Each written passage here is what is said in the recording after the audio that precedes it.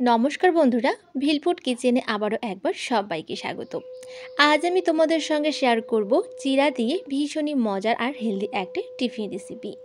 এই টিফিনগুলো বানানো কিন্তু অত্যন্ত সহজ আর খেতেও ভীষণই মজার হয়। মাঝে মাঝে ঘরে থাকা দু একটা উপকরণ দিয়ে যদি একটু ভিন্ন স্টাইলে এরকম মজাদার কিছু বানিয়ে নেওয়া যায়, তাহলে কিন্তু বাড়ির বড় থেকে ছোট প্রত্যেকেই কিন্তু ভীষণ খুশি হয়ে যায়। তো আশা করছি আমার আজকের এই নাস্তা রেসিপিটি আমার সকল বন্ধুর কাছে ভীষণ ভালো লাগবে। তাই প্রথম থেকে শেষ অবধি পুরো ভিডিওটি দেখার অনুরোধ থাকলো। তাহলে চলো কথা না বাড়িয়ে ঝটপট রেসিপিটি শুরু করি। তো এই নাস্তা বানানোর জন্য প্রথমে একটা বাটিতে নিয়ে নিচ্ছি 1 কাপ চিড়ে। এখানে পাতলা বা মোটা যেই চিড়েটা হাতের কাছে থাকবে সেটা দিয়ে কিন্তু নাস্তাগুলো তোমরা তৈরি করে নিতে পারবে।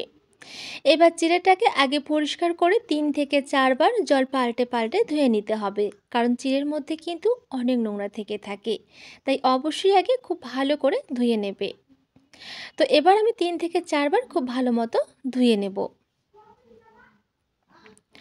তো চিড়েটাকে প্রায় আমি 4 বার খুব ভালো মতো জল পাল্টে পাল্টে ধুয়ে নিয়েছি। এবার এর মধ্যে দিয়ে দিচ্ছি সামান্য একটু নুন।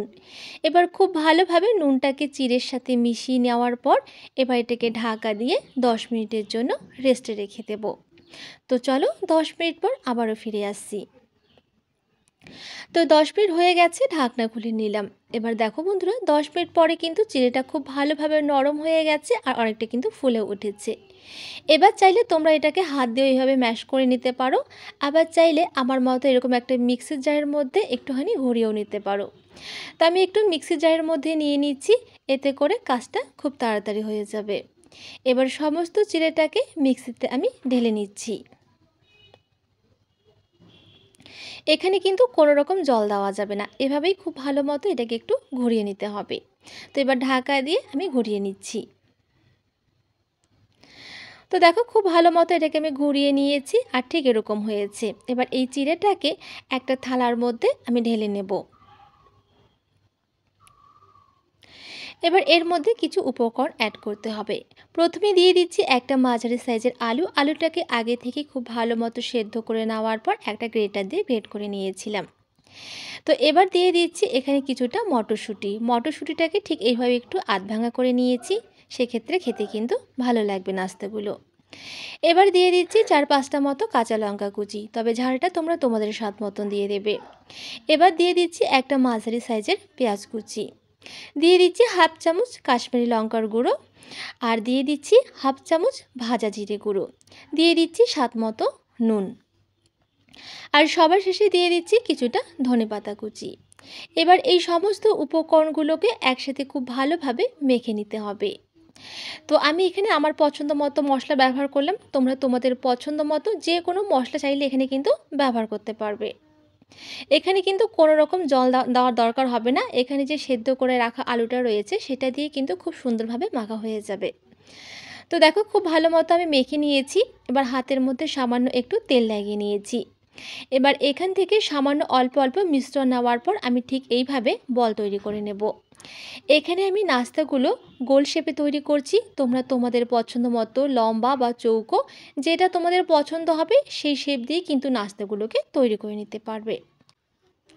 তো একইভাবে সমস্ত বলগুলোকে আমি তৈরি করে নিয়েছি। এবার থালাটাকে এক সাইডে রেখে দিলাম। এবার এই ফাঁকে আমি ছোট্ট একটা কাজ করে নেব। তার জন্য একটা বাটির মধ্যে নিয়ে নিচ্ছি 3 চামচ বেসন, দিয়ে দিলাম সামান্য একটু নুন, আর দিয়ে দিচ্ছি হাফ চামচ জোয়ান। এবার অল্প অল্প জল দিয়ে একটা পাতলা ব্যাটার তৈরি করে নিতে হবে। তো ব্যাটারটা আমার তৈরি হয়ে গেছে। দেখো ব্যাটারটা কিন্তু ঠিক এরকম তৈরি করতে হবে, খুব বেশি কিন্তু মোটা করলে চলবে না, ঠিক এরকম পাতলা করেই কিন্তু ব্যাটারটাকে তৈরি করে নিতে হবে। এবার বাটিটাকেও এক সাইডে রেখে দিলাম। এবার এখানে একটা মিক্সির জার নিয়ে নিয়েছি আর নিয়ে নিয়েছি দুটো ব্রেড। এবার ব্রেড দুটোকে ঠিক এইভাবে ছোট ছোট করে আমি ছিঁড়ে দিচ্ছি, এতে করে গুঁড়ো করতে সুবিধা হবে।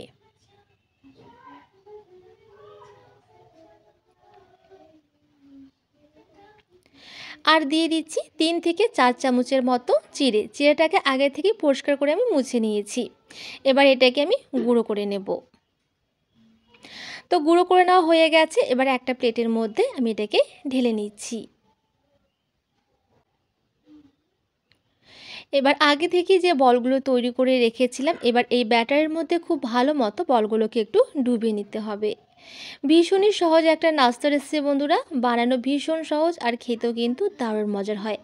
চাইলে বাচ্চাদের টিফিনেও দিয়ে দিতে পারবে, আবার বিকেলবেলা চায়ের সাথেও কিন্তু একেবারে জমে যাবে। এবার যে আমি দেখো এখানে ব্রেড আর যে চিড়েটা গুঁড়ো করে রেখেছিলাম, এবার এর মধ্যে খুব ভালো মতো কোট করে নিচ্ছি। ঠিক এইভাবে একটু ভালো করে কিন্তু কোট করে নিতে হবে। তো এই বলটা আমার তৈরি হয়ে গেছে, এবার এটাকে আমি রেখে দিচ্ছি। একইভাবে সমস্ত বলগুলোকে আমি এবার তৈরি করে নেব। তো এই ফাঁকে তোমাদের কাছে ছোট্ট একটা রিকোয়েস্ট করব, যদি আজকে আমার চ্যানেলে কোনো নতুন বন্ধু এসে থাকো তাহলে অবশ্যই একটা লাইক দিয়ে চ্যানেলটিকে সাবস্ক্রাইব করে পাশে থাকার অনুরোধ থাকলো। আর এই নাস্তাগুলো বানানো কিন্তু ভীষণ সহজ আর খেতেও কিন্তু দারুণ মজার হয় বন্ধুরা। অবশ্যই একবার তৈরি করে দেখো, আশা করছি সবার অনেক ভালো লাগবে। তো সমস্ত বলগুলোকে একইভাবে আমি তৈরি করে নিয়েছি। এবার এই বলগুলোকে ভেজে নিতে হবে। তার জন্য আগে থেকে একটা ফ্রাই প্যানের মধ্যে কিছুটা তেল আমি গরম হতে দিয়েছি। তো তেলটা খুব ভালো মতো গরম হয়ে গেছে। এবার একে একে এই বলগুলো আমি গরম তেলের মধ্যে ছেড়ে দিচ্ছি। আর এর সময় কিন্তু আঁচটাকে মাঝারিতে রাখতে হবে। এবার ওপর দিকেও ঠিক এইভাবে আমি তেল দিয়ে দিচ্ছি, এতে করে ওপরটাও খুব ভালো মতো ভাজা হয়ে যাবে।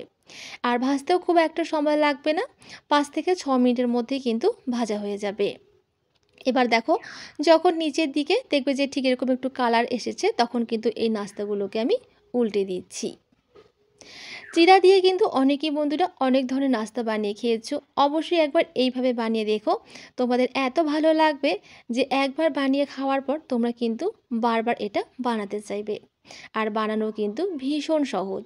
তো একইভাবে সমস্ত নাস্তাগুলোকে আমি উল্টে দিয়েছি। এবার উল্টে পাল্টে মাঝারি আঁচে এগুলোকে আমি 5 থেকে 6 মিনিটের মতো ভেজে নেব। তো ভাজা হয়ে গেছে, এবার আমি তুলে দিচ্ছি। আর এর ওপরটা কিন্তু হবে মুচমুচে আর ভেতরটা কিন্তু একেবারে নরম। খেতে অত্যন্ত মজার হয় বন্ধুরা। অবশ্যই কিন্তু একবার এই শীতে এই চিড়ের নাস্তাটা বানিয়ে রেখো, সবার কিন্তু ভীষণ পছন্দ হবে। তো যাই হোক, দেখো একটা প্লেটের মধ্যে সুন্দর করে আমি সাজিয়ে নিয়েছি আর দেখতে কতটা লোভনীয় হয়েছে। তো এবার আমি তোমাদের একটা ভেঙেও দেখাচ্ছি। চায়ের সাথে খেতেও কিন্তু দারুণ মজার হয়। চাইলে তোমরা বাচ্চাদের টিফিনও কিন্তু দিয়ে দিতে পারবে। ভীষণই হেলদি একটা কিন্তু নাস্তা রেসিপি। তো আমার আজকের রেসিপিটি কেমন লেগেছে অবশ্যই কমেন্টে জানাবে। ভালো লাগলে একটা লাইক দিয়ে চ্যানেলটিকে সাবস্ক্রাইব করবে। তো চলো আজকে এখানে বিদায় নিচ্ছি।